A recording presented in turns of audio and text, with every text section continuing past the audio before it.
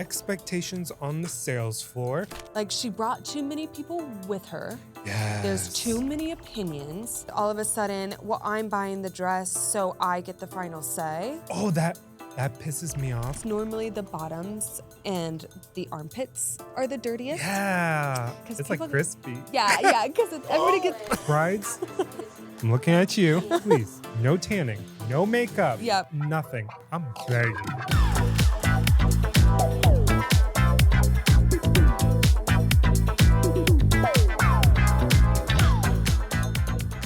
All right. Welcome We are back back. again. Back again. Yeah.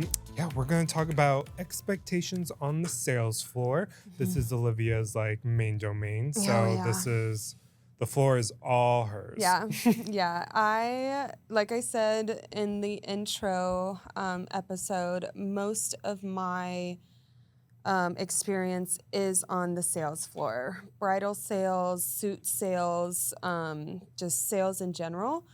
Now I can sell water to a well. Or well to a water. Well to a water. Yep, either one, whatever it wants, I can sell it.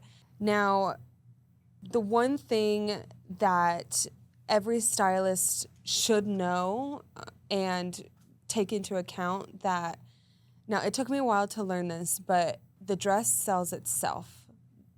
Just like cars, just like houses, you're not going to sell something addressed to a bride, or you're not going to sell a suit to a groom who does not envision themselves wearing it, or it doesn't match what they're going for. Like, there's a lot of things to take into account when brides go shopping, and they don't know that some of these things don't really matter, especially like trying to match the venue. Like that stuff is like pins and needles. You don't really need to go on theme, go on trend, but everybody feels different in a dress and in a suit. It sells itself. It's not going to be, you can't push it. You cannot push it. Now, if you asked me 6 or 7 years ago, I was itching for a sale. Every sale that I could possibly get, I would just put a bride in something. Like, I was just very, very pushy. I was very sharky.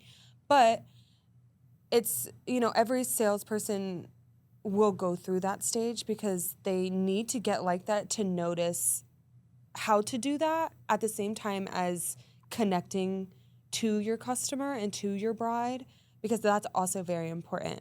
Bridal sales is a lot different than car sales. For example, we're just gonna, correlate the two. Car sales, you go in for a car, you buy a car. You don't normally talk to your car salesman afterwards.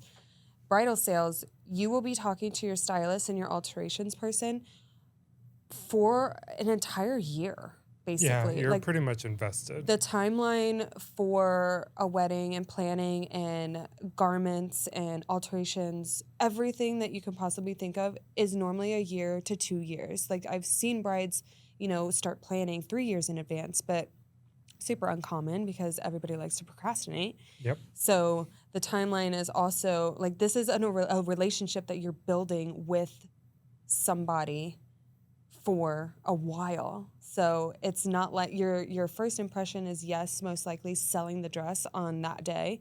But then after that, you have to, reassure the bride if they keep shopping, if they get buyer's regret, like all of this stuff like takes into account of, you're not just a bridal stylist. You are having this relationship with somebody. And I've had good relationships and I've had terrible relationships, but I had to stick through both sides for the entire year because that's my client, that's my bride, whether she is Bridezilla or the best person ever. I still have brides that are my friends, from years ago. Yeah, it's not just like financial investment, it's emotional investment. 100%. And that ties into alterations as well. Absolutely. They obviously you want your dream dress, but you need to pay for it. Sure. Not just for the dress of the alterations, but even when you buy everything and like the whole process, or looking for accessories and other stuff like that, it's like you're pretty much we're invested in you until your wedding day, Right. basically. Exactly. Or even after your wedding day, really. Mm-hmm. Oh, exactly. Yeah, because I don't know how many times brides would invite me to their wedding after. Oh, yeah. Oh, yeah. It's like, oh, okay. Yeah. And it's really fun, too. Yeah. Because, like, I mean, I don't know how many weddings I've been to that I know nobody but the bride. Yeah. Maybe the groom. Yeah. Like, but I've been to a couple weddings, and they're so much fun. Oh, yeah, it's great. Like, obviously, I'll bring a gift, like, if I'm being invited. But the only thing I ever say when I get invited, I'm like, is it open bar? And if they're like, no, I'm like, oh, I got plans that day. Sorry. Yeah. Congrats darn. to you. Yeah. Congrats. Congrats. No. And sometimes these brides like really want you there for the dress. Like I went to a wedding and she wanted me there solely to make sure her dress was bustled right, or her dress was laid right.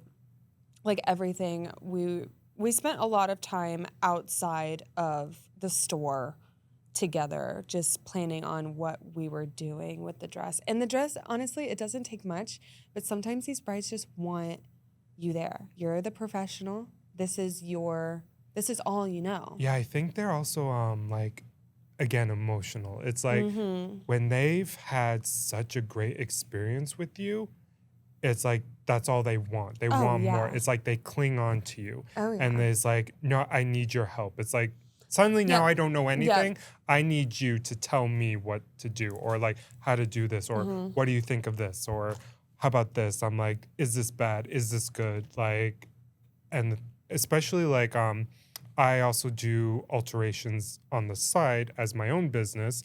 And you know, Olivia still works with brides, and she'll send her brides to me for alterations, and I can tell that you're really good at selling because these brides, obviously they love you, they talk you up, but they also have like, I don't know, it's like their personality is like you in a sense. And I'm like, is she like trying to clone herself, or I don't know. It's just like, but the thing, what is so good and what makes everything great is like the brides that come from you are relaxed. They're good. They're great. They're comfortable. They're in the best mood. And then it just makes my job 10 times more easier and better.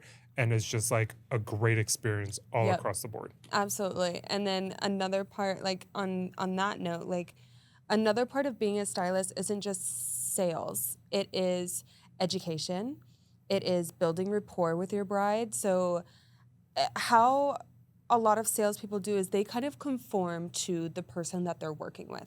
So if they're like, if I have a bride that's super edgy, like I will also be edgy as well. If I have a bride that's like super like bougie, I will be bougie as well. Like I kind of conform to my bride to make them comfortable, but also building your rapport and getting like the ins and the outs of not like their life. You don't need to know their whole life story, but you read and understand their body language. 100%. And I know when they're happy. I know when they don't like something. I know when they like certain aspects of what you're trying to tell you, but also like they don't know. So it is your job to educate them on the dress that they want versus the dress that they can afford versus the dress that they're going to possibly get. And you are also the buffer between the bride and the family that she brought to the appointment. Yes. Because I mean, I've been on the sales floor, obviously, like as a advertisement for alterations, but I'm like, I've seen the sales, I've seen the family. I'm like, I would never want to freaking do this. I would fight the mother-in-law so hardcore. Yep, it's a war zone. Yeah. It is. It's ugly. It's so bad. It can be so fun, but it can get ugly like fast. I mean, most of the time you get the very happy group that's very excited for the bride. They're here for the bride. They only want what's best for the bride. They want what she wants. Now, most of the time, or some of the time, you will get that group that is like, she brought too many people with her. Yes. There's too many opinions. She can't hear her own. And all of a sudden, well, I'm buying the dress, so I get the final say. Oh, that that pisses me off when they say that. Mm-hmm. It's like, well, I'm buying the dress. Like, Yep. I have to say, no, you effing don't. No.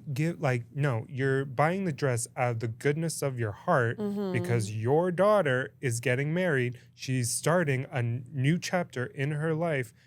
All you want to see is your daughter to succeed. So just pay for the effing dress and shut it. Oh yeah. I just want to swipe the card and shove it right up your ass. Yeah. Because you almost want, and this is one of my topics, when you're dealing with a hard group, you want to acknowledge the bad comments, spin it, put the focus back on the bride, because that's what we're here for.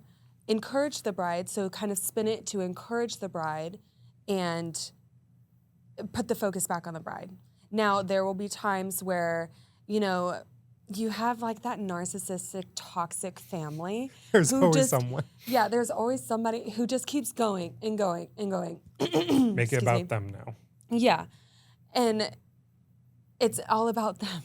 It's all about them. The bride is now defeated. She's overwhelmed and she just wants to get dressed and go. Yeah.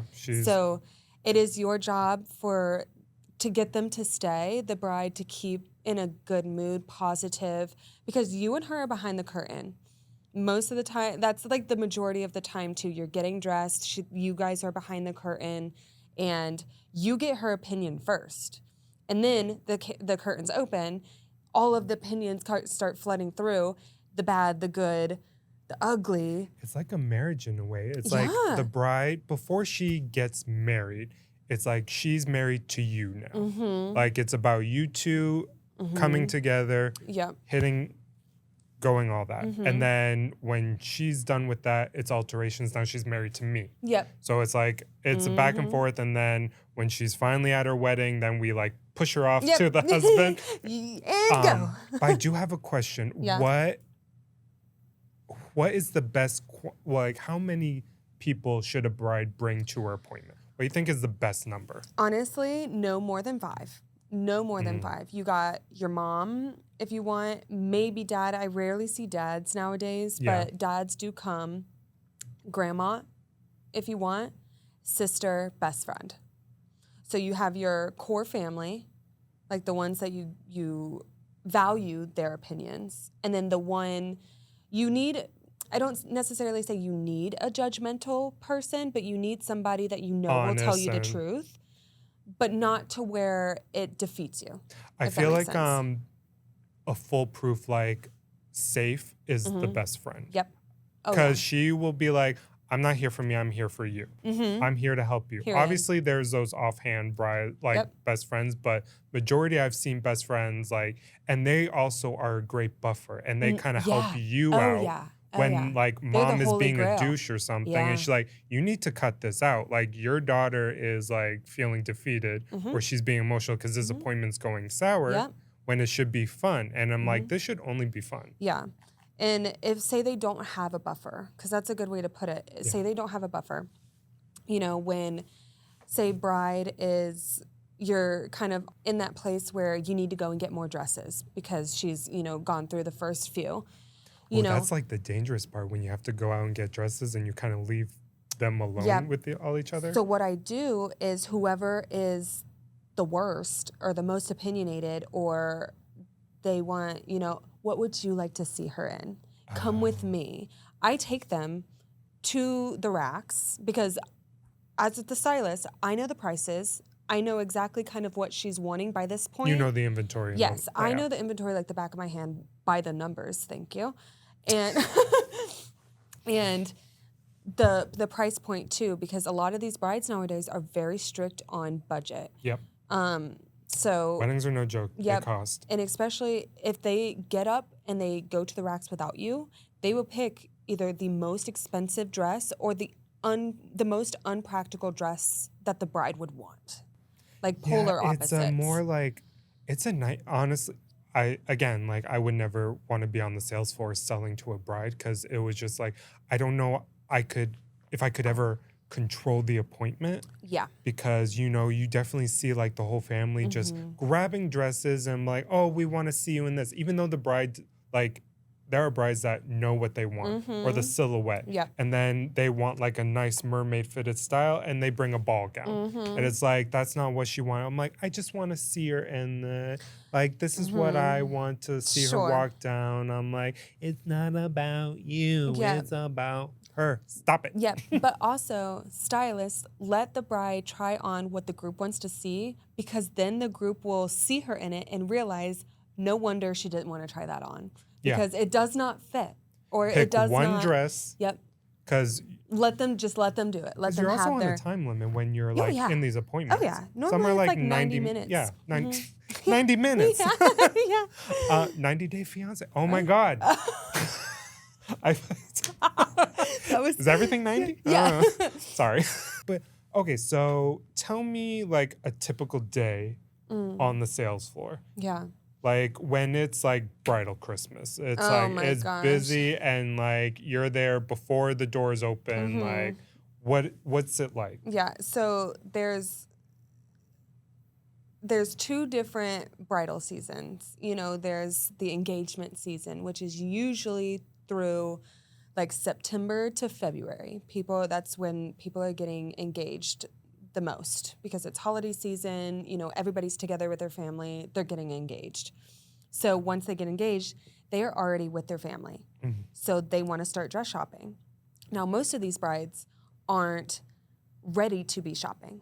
So it's not like they're wasting your time, but as a stylist, you have to know that this is going to be some of your appointments. They're too much in that euphoric state that they haven't really fully grasped like what is happening. Exactly. And they don't even have a date or, you know, when they're going to get married. Yeah, like type we thing. They just have got no engaged. timeline whatsoever. So, but they just want to go dress shop. So, and then, so when they come in, you know, usually I go into the store a couple hours, or maybe like an hour and a half early. We, you know, kind of go through our appointments of the day, read the notes. Hopefully you did your rapport already. So what I like to do is I like to contact my brides first, get the expectations of what they're looking for, have them send inspo pictures if they have them. Yep. If not, you know, we'll kind of go through that in the initial appointment. But hopefully I have done enough steps to get a good idea of what this bride is about, how much she wants to spend, what she's looking for. Do I have it? Do I have some sort of version of what she's sending me, or a very, very close replica of what she's wanting? Because every stylist should let their bride try on a version of the dress that they're sending in. Because if they don't, they're never going to know, and they're going to be like, what if I liked that better? They're going to go find it somewhere else, you know? So whether it's the same neckline, a same strap, the same lace, the same silhouette, you know, I really, really try. Now, every boutique is different. Every boutique has their own vibe. So if, say, it's like a boho bride, perfect. We carry all who wonder, you know? So like that would be a good representation of what the bride could possibly be in for a boho wedding. Couture, you know, there's Martina Liana, there's Garle La Hop, there's Kim Casas. Like, put them in some version of that dress that they're looking for, because most couture designers aren't at boutiques. Yep. They are they're private labels. They're very hard to find, or they're in one store hours away from you. Or they have like their own studio, like, and it's not even a store. It's like by appointment only. Yeah. Like we do maybe 1 or 2 appointments a day. Yeah. But so it's like, So I'm trying to figure out what I have in my inventory to show my bride, you know, in the first few dresses that we're going to try on. Because you try on about 8 to 10, ideally, if you're fast. You know, 8 to 10 dresses in an appointment. And that's enough to pick a dress in your first appointment, by the way. It's not uncommon. But then when the bride comes in, I'm ready to go. I already know exactly what she wants. I kind of refresh her memory from when we talked. And then I do crowd control. So back to crowd control. I set the expectations. I am the ringleader of my appointment. I am standing in front of them, asserting my dominance. This is my room. We're here for the bride. This is how it's going to go. And basically, I'm like, feel free to sit down. This is your home for the next 90 minutes. You know, there's no reason for us to get up. If you need to go to the bathroom's over there, blah, blah, blah. So I kind of say, okay, make yourselves comfortable. I'm going to steal the bride for about 2 minutes. We're going to walk around and then we'll come back.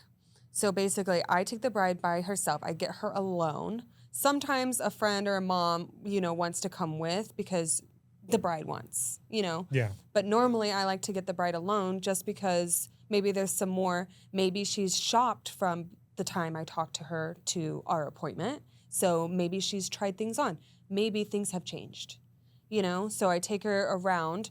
I explain the budget of every collection that we have, what they're kind of known for. I let her touch, feel the fabrics, and kind of explain how the appointment's gonna go as, you know, I let her pick a few, and then I pick a few. I also pick a wild card, so something completely opposite of what she's looking for. So if she's a clean bride, I get a full detail dress, and I throw it in there. So that's interesting. I've never heard of like the wild card. Like, ooh, I love the wild card. 90%. So it's like a gamble? No, 90% of my brides buy the wild card. Oh. Yeah, because they don't know. They've only tried on clean dresses, and then they put a full detail on, and they're like, wow, I didn't know I was missing all of this. And then the appointment shifts, and we go into full detail. Ooh. Vice versa. You want a full detail dress, I put you in a clean one that has maybe a smidge of detail. Boom.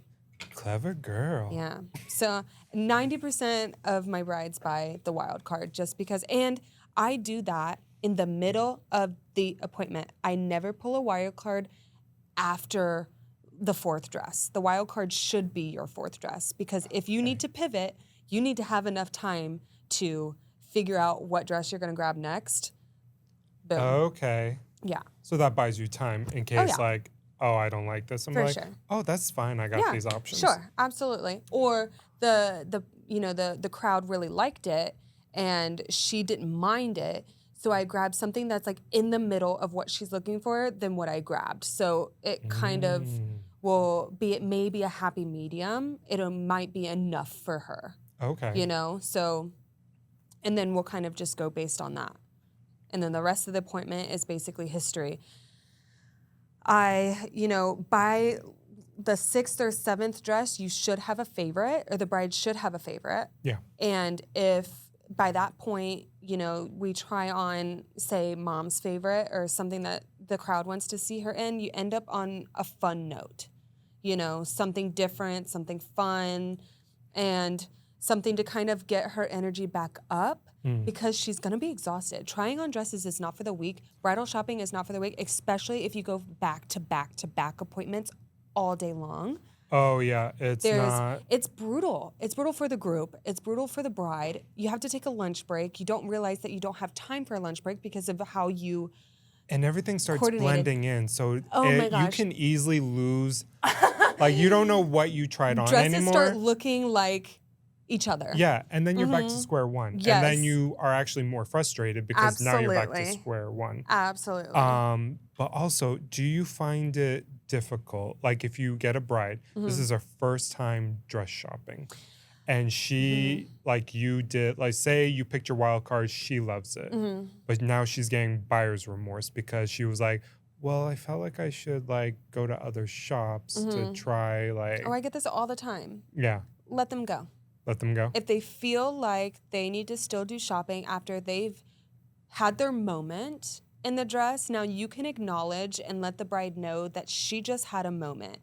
If she had cried, now the moments aren't just, you know, you're crying in your dress. It's the body language. It's the touching, the constant looking. You know, she's feeling herself in the dress or she's crying.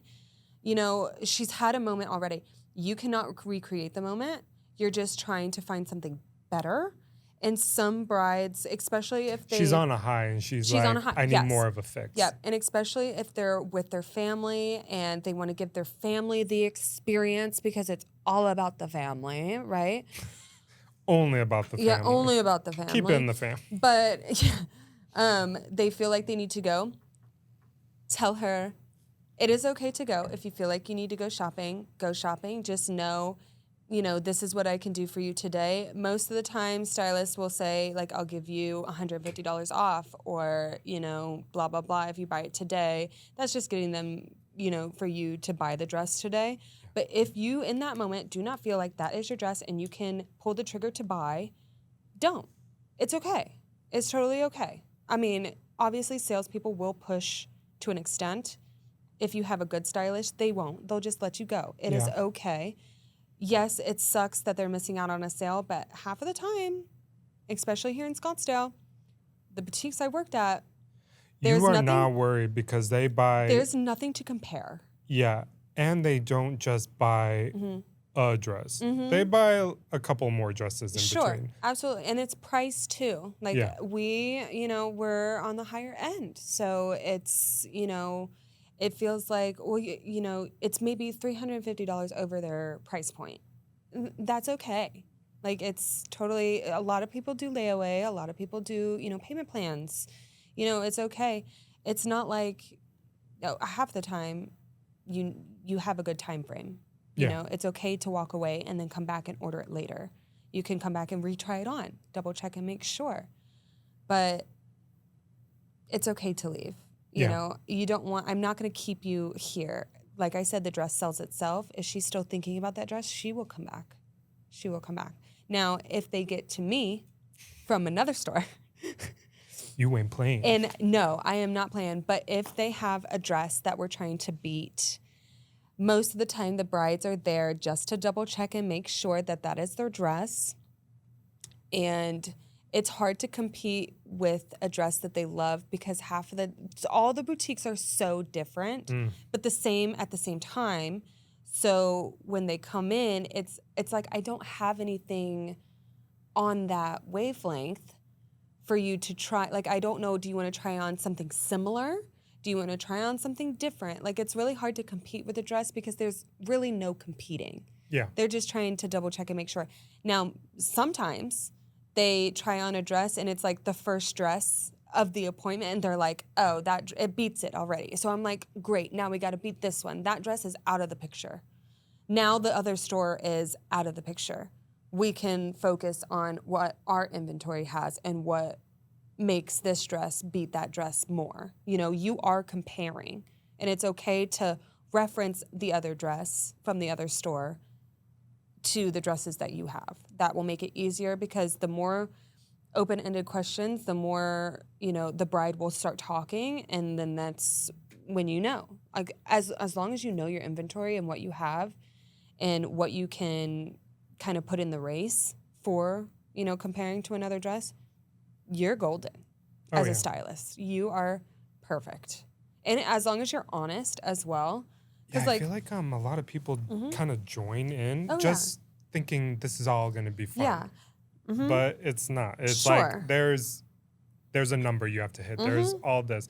And I'm sure you're dealing with management that's like down your throat. Like, you got to do this much sales. Like, you're behind on your goal. Yeah. Your accessory goal, your UPT, like, it's all like, and I'm sure you're dealing with like, and I've seen it. It's like, I don't have to deal with it, thankfully, but I've seen it and I'm like, I get it. We have to make money in order for the business to continue and stuff. Sure. I mean, everybody does. But it's like a weird, like, you have to balance it out. Yeah. Because if the bride knows you're just here to make a sale, they're going to hate you.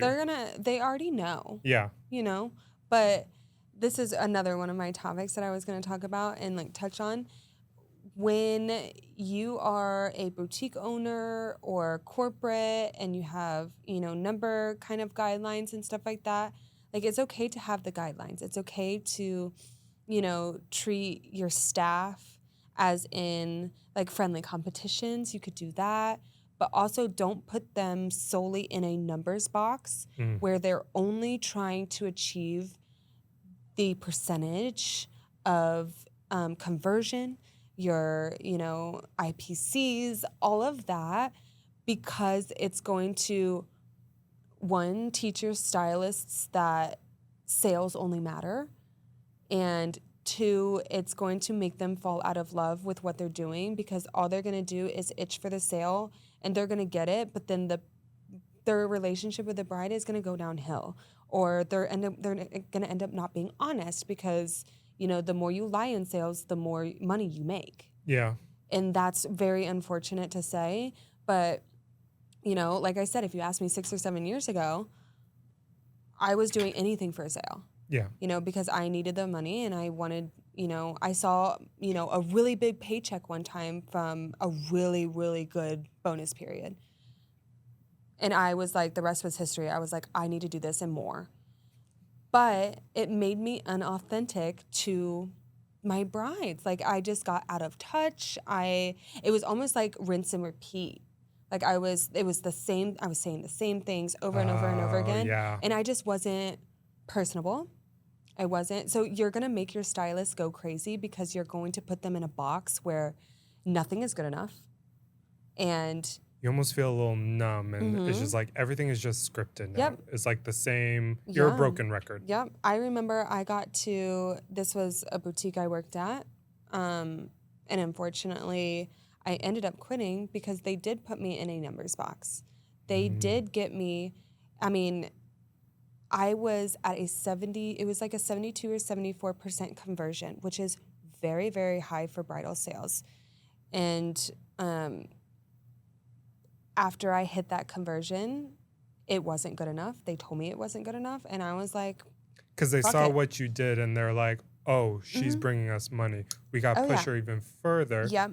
And it's like, yeah, no. But there's no such thing as selling 100% of your brides every single time. There's no way. And plus, because of the way I sell, I'm not going to sell 100% of my brides. There's no way. If I don't have what they're looking for by the third dress, like, I don't have anything. We can sit here and play dress up, but I'm going to be honest with you. Like, this isn't your store. Yeah. I know a store where you can go, and I'll secretly tell them where to go. But, like, you know. And then let's circle back really quick on the competing with other stores and other dresses. If they bring in pictures from another store, like, this is the dress, I will, as a stylist, this is really good because you can passively aggressively talk shit about that dress to the bride, and it will help them kind of like, oh, let's, you're right. I never thought of it that way. So, like, say it's, you know, a dress from another, say it's strapless. Like, oh, I wish that dress, like, held you up a little bit better. Like, the construction is just, it's a beautiful dress. But, like, let's try this one. This one has more construction. It'll look better. Oh. You could do it like that. Like, kind of, oh, I wish it, you know, I just wish it just looked better. You know, I hate that word. I hate that phrase when people tell me that. I just wish it looked better. I'm like, but what do you mean? What do you mean?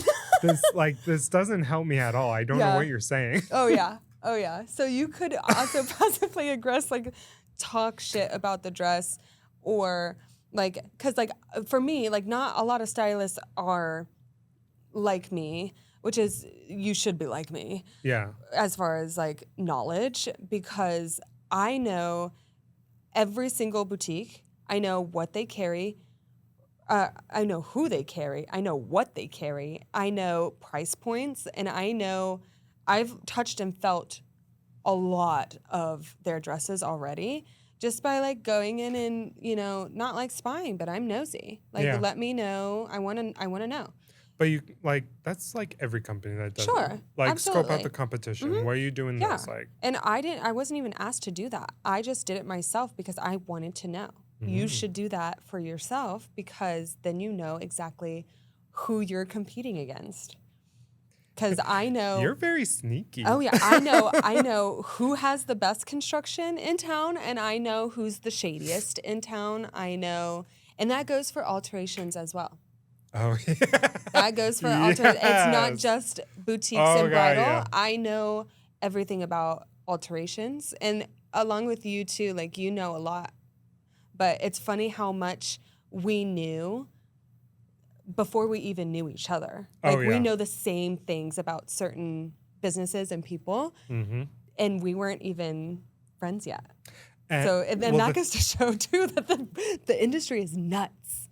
The thing is, it's like, it's such a large industry and it's so profitable, but it's also very small Mm-hmm. because everyone talks.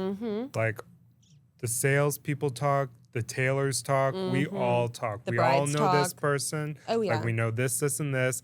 Who is this? Like what's going on here? And it's like, all right. So it's like, it's not gossip. It's more like, especially when you keep seeing and hearing the same stuff over and over from different people about a certain person or about a certain company, you're like, okay, well, this kind of checks out. Oh, yeah. So, yeah, it's definitely, I know you guys talk, we talk too. Oh, I yeah. think we talk more because we know, like. Yep. And then, like I said, I'm fucking nosy. Yeah. I will find out. Like, if I hear something, I will find out the entire story. I know. That's what I really like about you because I'm like, oh, I don't have to do the work. I just got to wait for you to. Oh, yeah. And I find out like the next day. Like, it doesn't take much for me to find out. Yeah, you get information quick. I do. I was like. I do. And it's like corporate information.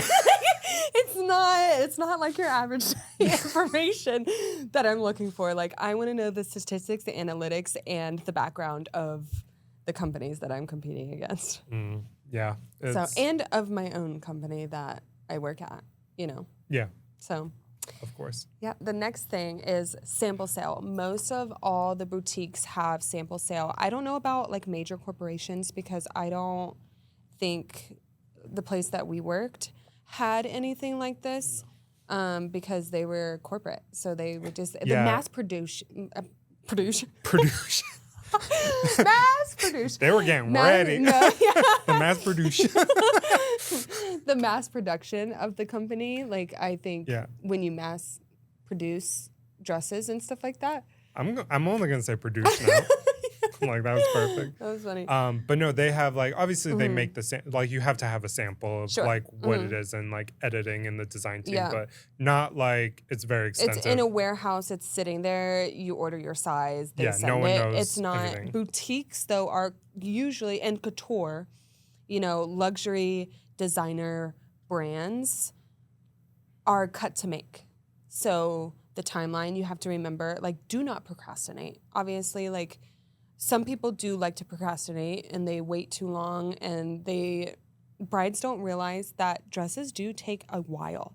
It's not as long as you think, but it's about 6 to 8 months on a good timeline.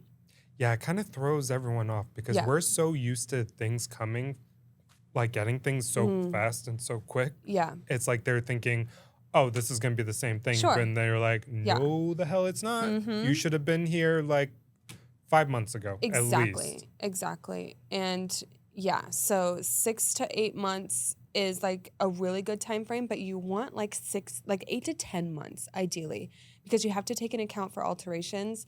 And like, I usually like to quote about 3 months for alterations, depending on who they're going to, who I refer them to, and making sure like they have the time to do so as well, because they are constantly getting brides. You know, you're constantly getting brides all the time. And it's like... Yeah, we don't just sit and wait for the next bride. It's like, no, we got, like, especially busy season. And we're working on multiple dresses. We're going to talk about that next episode. So it's... buckle up. Yeah. But But sample sale is a good opportunity for that last minute bride to get a heavily discounted dress. So sample sale usually is, you know, it's 30 to 70% off sometimes. So it's very, very wide range of a discount. And I mean, 70% off a dress could be a lot. I mean, you could get a $5,000 dress for... That just reminds me of like an episode of Say Yes to the Dress. They did a sample sale at the Kleinfeld store. And a lot of these girls are like, I'm not even engaged. I don't even have a boyfriend. Yeah. But this dress was so cheap. Oh, yeah. I'm like, I'll use it for something. Yeah. And like, I mean, a lot of like debutante people come in for not just because of they're getting married, but because they need a pageant dress. Yeah. Something big, you know? But sample sale, like I said, heavily discounted dresses, but they are take as is. So when you get a heavily discounted dresses, most of the time they've been loved. They've been tried on. They are not true to size anymore because we've gotten 2 sizes too big inside the dress. Such a nice way of putting it. Yeah. They've been loved. They've been loved. They've been dragged around. They've been stepped on. don't remember the last time they were cleaned. Dirty. Oh my gosh, they're terrible. They're especially the all detail dresses. Those are the ones the that lace get and it's dirty. Yep. The clean dresses, normally the bottoms and the armpits are the dirtiest. Yeah. Yeah, because it's like crispy. Yeah, because everybody gets really hot when they're dressing. Yeah. But or they have self tan and they tan right onto the dress. Okay. Brides, I'm looking at you. When you are trying on dresses, please, no tanning. Or no makeup.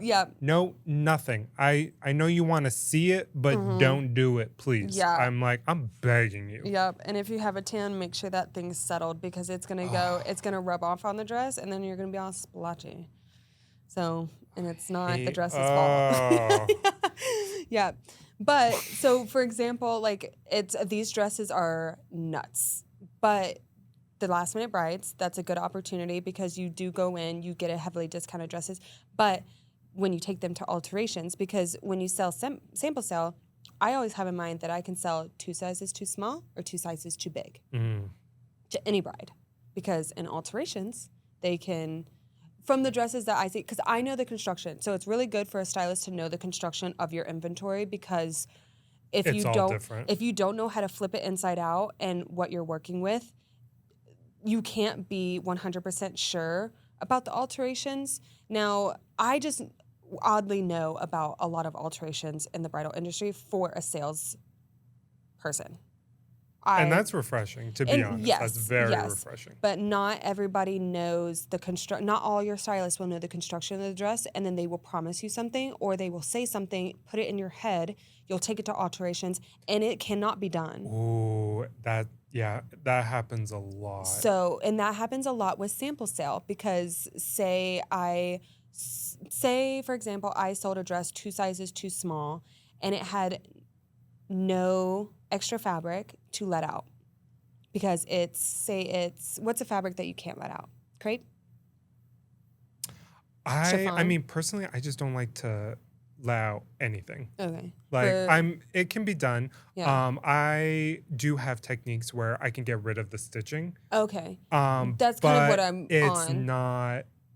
It's not, I just hate letting out because it's not always guaranteed the right fit. And it doesn't look... But yeah, like chiffon or like even organza sometimes because you have to be very careful to unstitch it because the interweaving will and if it's constructed, if it wasn't constructed that good and the needle went through, if it was a bad needle, it made a hole. Yeah. And then if you let it out, there's a hole there. Exactly. So for that example, if it cannot be done, then you have, the bride's now stressed out. Alterations is what the fuck did the stylist tell you? Yeah. And then you have to, now it's in the alterations hands to kind of recoup and come back to where we were happy. And now it's well, I know you wanted a zipper, but now we got to do a corset back because... Have I ever told you when I first started bridal, I had to take a size 16 dress and make it a size 32. It was the biggest shit show of my life. Wait, I'm super intrigued. I've never heard this story. It was, And mind you, a 16 to a 32 is almost 8 sizes. Yeah. Or is that 16 sizes? It's a bit, it's a lot of sizes. I can't math. Yeah. The math is not mathing, but... The bride wanted this dress. That was her dress. And it was old style, beaded up top and empire waist. Oh. A-line, pleated to the sides, all around. Okay. What fabric? It was satin. Oh. So, but this girl, she was on the bigger side. She had health problems and all this stuff. And she was like, can you do this? I'm like, honestly, I don't even know. I'm like, I'm too new at this. I need someone expert. I'm like, can this be done? Yeah. And they were giving me a little bit of an attitude. Well, the salesperson said you could do it. And I'm like, I didn't talk to this damn fucking salesperson. I'm like, what's her name? Yep. Because her and I are going to have a conversation. Sure. But Yeah, and my team told me like it can be done. Like this is how we have to do it in order to make it work. And I said, okay. And then I was very like, I communicated to the bride, like, it can be done. It's going to cost this much, but don't expect it to be 100% ready. You gotta deconstruct the dress. Yeah, the next day, like, we're going to have multiple appointments. Yeah. And she's like, oh, that's cool. Her second appointment, of course. she cussed me out because she's like, it was supposed to be ready. You promised me all this shit. And I was just like, I didn't fucking promise you nothing, motherfucker. Don't you wish you had everything in writing? Yeah. I'm like, I was just like, no, we have to take a size 18 dress and make it a 32. What do you want? Like, I don't know. And then that's when I was like, and then she left a bad review too. Oh, of course And she then, did. yeah, she left a bad review. And then, like, throughout, like, the appointments, like, by the time it was done, she was so happy. She was so excited. She couldn't wait. She's like, thank you so much. And I was like, are you going to take down that review? Yeah. Because you brides get fucking, like, yeah. like, shell-shocked. If, like, I mention the review, like, we're not going to see this. Yeah. Like, we're going to see this. Like, you think only corporate looks at this? Sure. I see this. Yeah. So, yeah, that was my little... And then on that, though, for stylist and brides who are shopping, fit the body you have, not the body that you want. I cannot express enough how many times I've sold a dress a size smaller than what we've gotten or what we tried on because they are going to be... They're hitting the gym, they're working out, they have this whole plan, to lose a certain amount of weight. Now, mind you, for most of the bridal designers, it's about 15 to 20 pounds between every other size. So you can fluctuate down or up just about almost 20 pounds without deconstructing your dress in alterations. So that's about 2 sizes. But when you're shopping, it's easier to take in. It is always easier to take in. It looks way better when you take it in. Yes. And it saves you a lot of stress and a lot of work for the alteration side as well. Fit the body that you have, not the body that you want. I feel like it's also like kind of a confident boost in a way, like, oh, the dress is too big. Like, oh, you guys take it in. Absolutely. Yeah, and then they're not surprised when the dress comes in and it's too small. Now, mind you, the dresses that you try on, like I said, have been loved. They have been stretched out. I can fit a size, 8 into a size 4 or a 6, because that dress has been tried on so many times. Yeah. When your dress comes in, it is untouched, unworn. That thing has no give to it. Unless it's crepe. Crepe has give to it. But also you see every crevice in every skin roll, every cellulite, every belly button in crepe. So if it's too tight, you're going to hate that dress the moment you put it on. And then for other fabrics, they barely have give to them. Plus the structure and the, quality of the fabric in the dress, it is not going to fit. And the bride loses it, But then you bring out the piece of paper that they signed at the end of the appointment. Because I love this part. This is the size that I recommended. This is the size that you told me you wanted. This is the size that we ordered. We ordered the one that you wanted. Yeah, but it doesn't fit. Exactly, because I recommended the size bigger. Exactly, I know. This it's a constant is our therapy. Yep. We're here to help, but we just need to let out some, because this is going to be therapy for me. This is going to be like, I need to let my anger out, and then I'm like, I think I'll finally fully healed. Absolutely. Me too. But I do want to talk real quick about rental dresses. Oh. There is a company here in Scottsdale. The bride comes in and they're just renting the dress. Who is it? We'll bleep it out. I forgot the name. Oh, okay. I think it's... Okay. We'll bleep that out. Yeah, bleep. No, she's good. She's great. She's very, like, forward like this. And the brides come in, and this one bride came in and she needed alterations done on this dress. And again, pre-loved. These dresses have been worn over and over because the bride takes it, rents it, and brings it back. And it's like gross. And this dress was, and the thing is with rental dresses, you cannot alter it the way you really want it. And we have to do, there's certain ways to alter the gown that we can't fully like make it look good. Cause it's like, we got to go back. Yeah, we have forth. to open it back up. Yep. So it's like, we can't really do this. But the lace at the bottom was all dirt. It was dirty. And she was asking my boss like, oh, are you able to clean it? She's like, I don't do that. You have to go to a dry cleaning. And she's like, well, she was talking about me. I was like, well, I've seen him clean these dresses and he does it this way. And she was like, oh, do you think he can do it? And she was like, no, he can't. Only because she knew that bride was like trying not to pay. Like she didn't really want to pay for the cleaning. And obviously to dry clean a wedding dress, like it's a lot. It's expensive. Yeah. And I'm not going to be that price, but I'm not going to do like for nothing. But also pay the money. Yeah. That dress, you can't just trust any dry cleaner with your dress, by the way.